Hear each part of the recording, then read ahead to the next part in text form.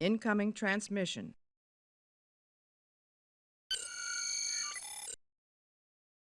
Hey everybody, it's your buddy, Admiral Teag. I'm here with my review and reaction to Star Trek Unification, a short film by William Shatner. Before I start, could you do me a favor and hit those like and follow buttons? And if you are already subscribed, check and make sure you still are. We're nearing 2,000 subscribers. There's never been a better time to join me. We are stronger with you than without you. So join me. You will be well treated. And now, on with my review.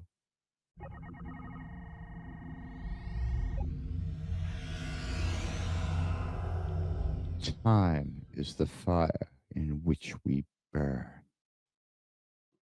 A clunky line from 1994's Star Trek Generations. Its awkwardness in that middling film seemed destined to remain an unredeemed misstep until now.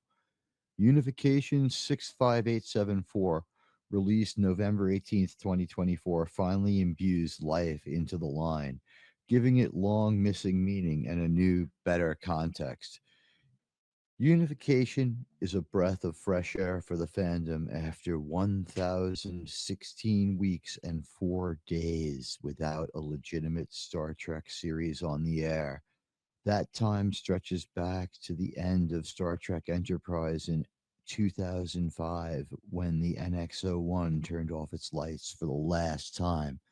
Since then, it's been a dark ages for fans, marked by sorrow and lamentation as we've watched Star Trek fall on hard times and devolve into an insufferable mess of subpar content masquerading under the franchise's once proud name.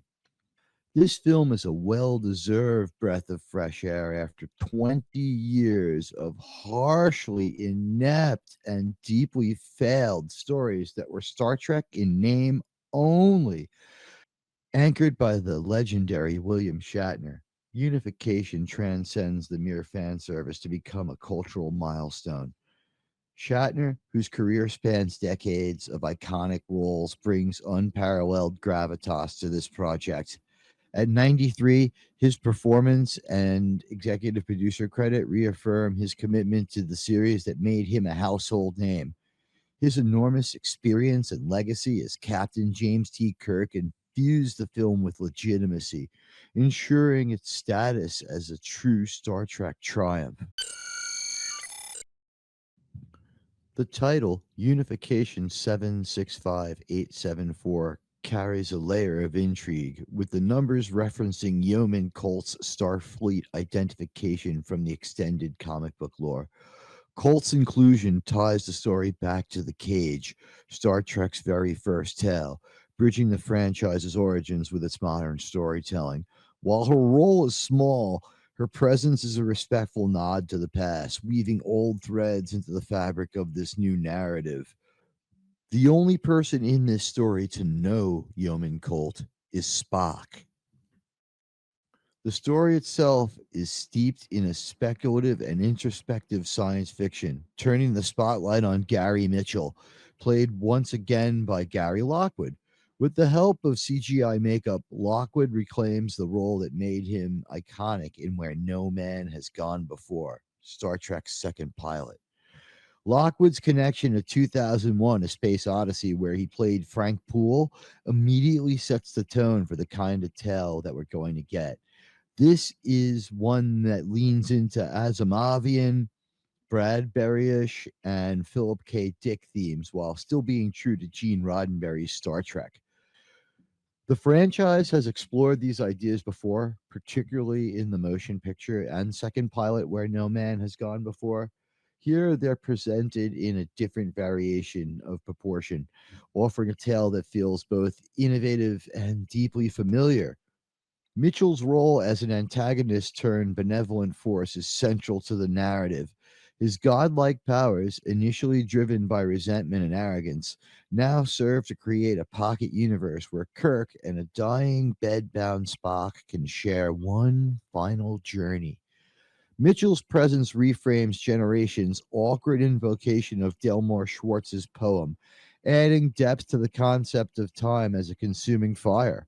The original line, borrowed from the poem, calmly we walk through this April's day was meant to underscore the Nexus's timeless, irresistible pull, but fell flat in execution.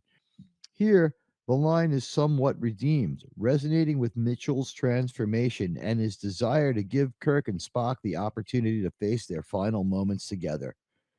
How we face death is at least as important as how we face life. A phrase from Star Trek II, The Wrath of Khan, is also sort of interwoven throughout the story. It becomes something of a guiding principle as Kirk and Spock confront their mortality while gazing at the sunrise of a new world. Their final journey is not just a farewell, but a meditation on the legacy and the courage to embrace the unknown that Star Trek has always represented to its fans. There's also speculation of a brief cameo by a character from Star Trek Discovery, a divisive series widely seen as unworthy of the franchise. It's important to note the character's only role is to hand Kirk a Starfleet badge, as if to say, "This belongs to you more than anyone else." It's a subtle acknowledgement of Kirk's unparalleled place in Star Trek lore and a tacit dismissal of the excesses of the newer, lesser iterations of the franchise. Adding to the film's rich tapestry is a score by Michael Giacchino, composer for the Kelvin Timeline Trek films. While those movies faltered under J.J. Abrams' flawed direction, the music was never the problem. Here, his work complements the film's emotional weight, enhancing its impact without overshadowing its tone. As Kirk and Spock prepare to enter the undiscovered country, Unification offers a deeply satisfying conclusion of their journey. Before they leave, we see Savick as well, and a few other people. I speculate that this is probably the CGI team that put the movie together, and a lot of the people who did the coding and paid to, have this made, getting their reward. Similar things were done with Star Trek the Motion Picture, so it wouldn't surprise me, and I'd be outright okay with it. It doesn't bother me at all or affect the outright end of the product.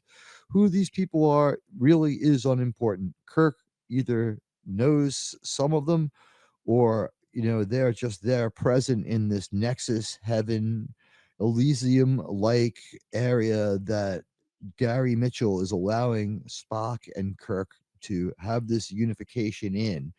And, it redeems generations and it elevates Mitchell's character and it reclaims Star Trek's dignity after years of decline. Fans can finally step out of the shadow of the mediocrity and into the light of the future that once again feels worthy of Gene Roddenberry's vision. Automatic defense procedures initiated. For the last couple of years, I've been out there on the front line fighting to save Star Trek, saying that it could still be redeemed and that everything up till now could be forgotten and it would be worth it to move forward with Star Trek again. Those people said I was crazy and a kook.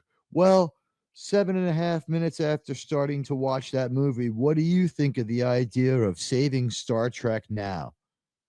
Anyway, I'm your buddy, Admiral Teag. Watch this movie, like this movie, and if you can, try to give it some traction. Share it on social media and tell people to watch Unification. It's the best Star Trek story in 20 years. This concludes our proposal.